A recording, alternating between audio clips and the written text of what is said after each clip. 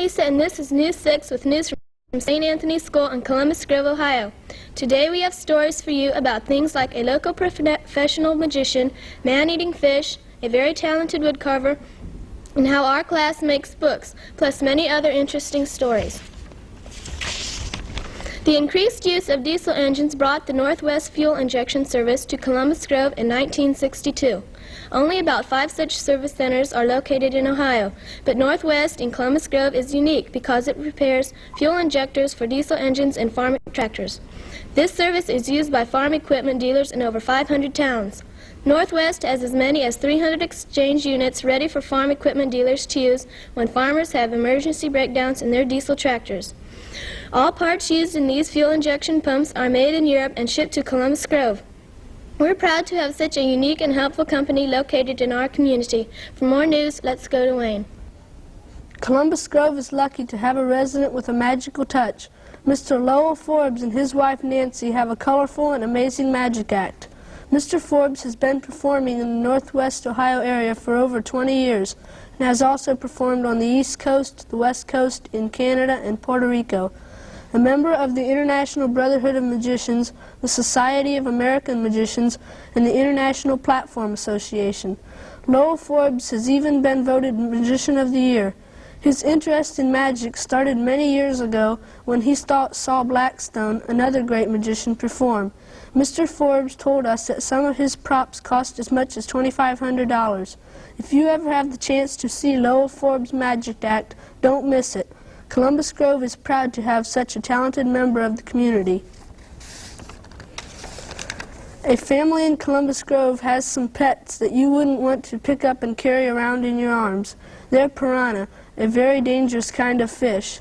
Dennis and Chris Paldy have 5 pet piranha in a 30-gallon aquarium in their home. 4 of the fish are red in color and the other one is a yellow piranha. Right now the fish are 3 to 6 inches long, but they'll grow to be a foot in length. The Paldys feed their pets goldfish, but because of the high costs of goldfish, they also feed the piranha leftover food from the table. Although the fish don't like food that's greasy, as we were leaving Dennis and Chris and their pet piranha, everyone counted their fingers to make sure the piranha hadn't eaten more than just goldfish. Now here's Janine. Many of the residents of Columbus Grove are very talented. Another of these people is Carl Niswander, an expert woodcarver, although he prefers to call it whittling. Mr. Niswander first became interested in wood carving about 25 years ago when he saw a display at the Putnam County Fair. He decided he would try working with wood and has become very good at it. When we visited his home, Carl took his knife and a small piece of wood, and right before our eyes created a small pair of pliers that really worked.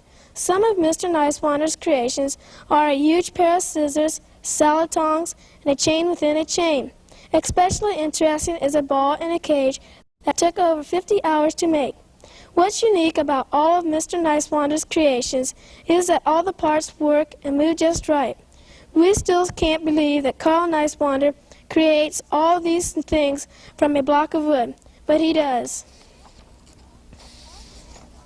Our class also made some things out of wood, beautiful paper toll plaques. First we sanded and stained the pieces of wood, then we cut out flowers and other designs and attached them to the wood plaques. After we were done and had found out how much time and work goes into making plaques like these, everyone in our class began to appreciate the $5 and $10 price tags on paper toll plaques at craft shows. Now here's Tony with more news from the Columbus Grove area.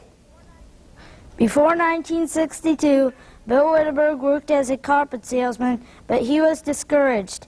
Carpet samples were displayed in piles. Not only was it difficult for the salesman, but it was also hard for the customers to see many of the carpet samples.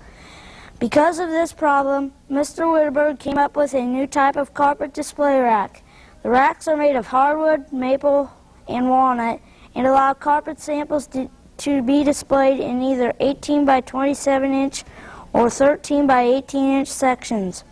The new carpet racks were such an improvement that almost all stores use them. Mr. Wittenberg has shipped his carpet display racks to every state, including Alaska and Hawaii, and to countries like Germany, Canada, and Puerto Rico. We have a book publishing company in our classroom, sort of. In a creative writing class at St. Anthony's School, we decided to write stories for younger children. It seemed a waste not to share our stories with others, so we decided to use the stories to make books for the primary grades in our school. After reading many books for younger children and looking at pictures in the covers, we were ready to make a dummy or sample booklet. Then we studied bookmaking to learn how to put the books together. First, we wrote the stories complete with pictures on paper. The pages of the book were then sewn together by hand, and the covers were attached by using a dry mount and a hot iron. The most exciting part of the project was the sight of the smiling faces of the first and second graders as we presented the books to them. We're glad we found a way to share our stories. With a sixth grade opinion, here's Lisa. Chat lines are rare at St. Anthony's School in Columbus Grove. You see, we attend one of the few schools in the Northwest Ohio area that does not have a cafeteria. Each day we pack lunches from home and eat at our desk in the classroom. It's not bad. In fact, we like it that way. There's no waiting in line to be served. We are finished with our lunch earlier and have more time to spend outside. As for the food, it's not bad either, especially when you consider the special snacks, cupcakes, and other homemade goodies we get in our lunches that aren't usually served at school cafeterias. Sorry, we didn't mean to make you hungry. I'm Lisa, speaking for Janine, Wayne, Tony, and everyone in Mrs. Steckschulte's 6th grade class at St. Anthony's School in Columbus Grove, saying have a nice day and reminding you to drive slower and carefully near schools.